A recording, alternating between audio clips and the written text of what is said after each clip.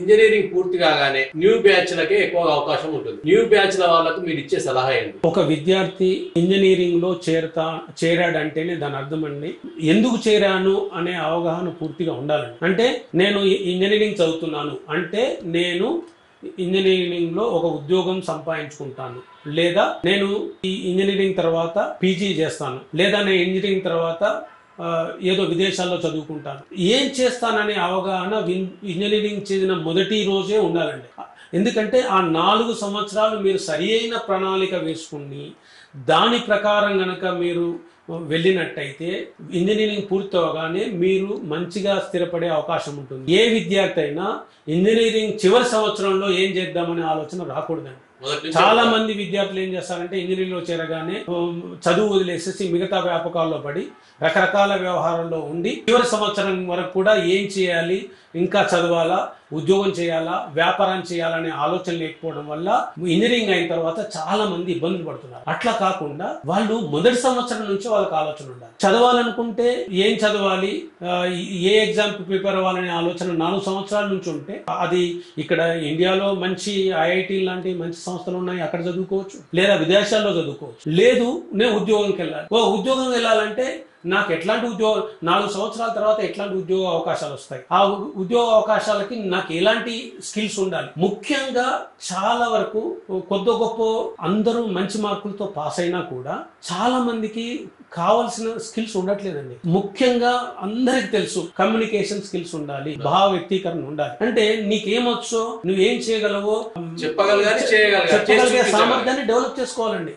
4 సంవత్సరాలు కష్టపడితే రాదండి. ఎందుకంటే అక్కడ దానికి ప్రాముఖ్యత ఇవ్వకపోవడం వల్ల వచ్చిన ఇబ్బందులు. మేము ఎక్కడో పల్లెటూరులో ఉన్నాము, మేము ఎక్కడో మామూలు తెలుగు మీడియంలో చదివాము, లేదా మామూలు స్కూల్లో చదివాము, అందుకే మాకు సరిగ్గా మాట్లాడడం రాదండి, సరిగ్గా ఇంగ్లీష్ రాదండి అని చెప్తుంటారు. అది పూర్తిగా అసమర్థులు చెప్పే సమాధానం అంటే. ఎందుకంటే నేను 4 సంవత్సరాలు ఇంజనీరింగ్ ఉందండి, 4 సంవత్సరాలు కనుక నేను కృషి చేసినట్టయితే నేర్చుకోవడం ఏం కష్టం అండి. ఇంకోటి ప్రతి ఇంజనీరింగ్ కాలేజ్ లో కూడా ఇవి నేర్పించే డిపార్ట్మెంట్స్ ఉన్నాయండి. వీళ్ళు శ్రద్ధగా కష్టపడి నేర్చుకున్నట్టయితే చాలా సులువు అండి. ఇంకొకటి ఏంటంటే నేర్చుకోవడానికి ఎక్కడికో వెళ్ళక్కర్లేదండి, వాళ్ళ చేతిలోనే ఉంది. మొత్తం ప్రపంచం అంతా ఈ మొబైల్లో ఉంటుంది. ఏం మాట్లాడాలి, ఎలా మాట్లాడాలి, ఏం చేయాలి, ఎట్లా చేయాలి, ప్రతిదీ నేర్పించేది ఇంటర్నెట్ లో ఉందండి, సోషల్ మీడియాలో ఉన్నాయి.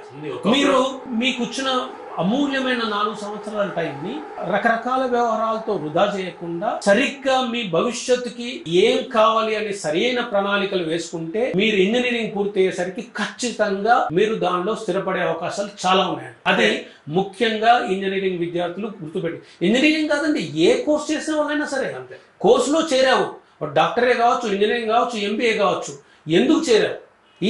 నేను ఎంబీఏ చేరానండి, దేనికోసం చేరాను? ఉద్యోగం కోసం చేరానా, వ్యాపారం కోసం చేరానా, ఏం చేద్దామని చేరాను? ఏదొస్తే అది చేద్దామని కాదండి.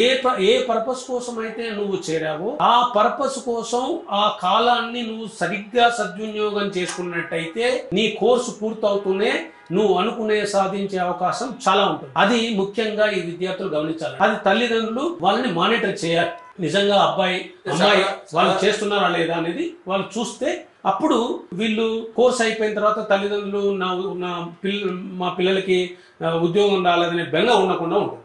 4th ఇయర్ కంప్లీట్ కాగానే ఒక మంచి కంపెనీలో ఉద్యోగం కావాలని కోరికలు ఎక్కువ ఉంటాయి మనకు. పిల్లలకు మంచి కంపెనీలో దొరకదు, కోరుకున్నంత జీతం దొరకకపోవచ్చు. కానీ వాళ్ళు ఇమీడియట్ గా ఏదో ఎక్కడైతే అవకాశాలు లభించాయో ఆ అవకాశాన్ని సద్వినియోగం చేసుకొని తర్వాత ఇంకా ఫ్యూచర్ పెంచుకోవడానికి కృషి చేయాల్సిన అవసరం ఉంది. అలా కాకుండా మంచి కంపెనీలో జాబ్ దొరకలేదు, నేను ఈ సంవత్సరం ఎదురు చూస్తూనే ఉంటున్నాం, అలా చేయడం అనేది సరైన విధానం కాదని నా అభిప్రాయం.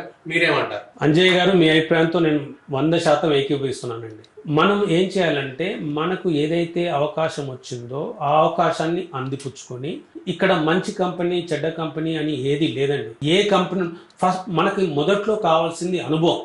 అది మీకు వచ్చిన ఉద్యోగంలో చేరి మీరు జాగ్రత్తగా ఉద్యోగాన్ని నిర్వహించి అక్కడ వీలైనంతగా నేర్చుకోవడానికి ప్రయత్నం చేయాలండి. మీరు వీలైనంతగా మీరు ఆ టెక్నాలజీలో స్కిల్ డెవలప్ చేసుకున్నట్టయితే ఒక 2 సంవత్సరాలు 3 సంవత్సరాలు ఏదైనా ఒక కంపెనీలో పనిచేయండి. 3 సంవత్సరాల్లో మీరు మంచి అనుభవం తెచ్చుకున్నారనుకోండి, పెద్ద కంపెనీ వాళ్ళే మిమ్మల్ని పిలిచి మంచి ఉద్యోగం ఇస్తారు. అది వాళ్ళు చేయాల్సిన పని అండి.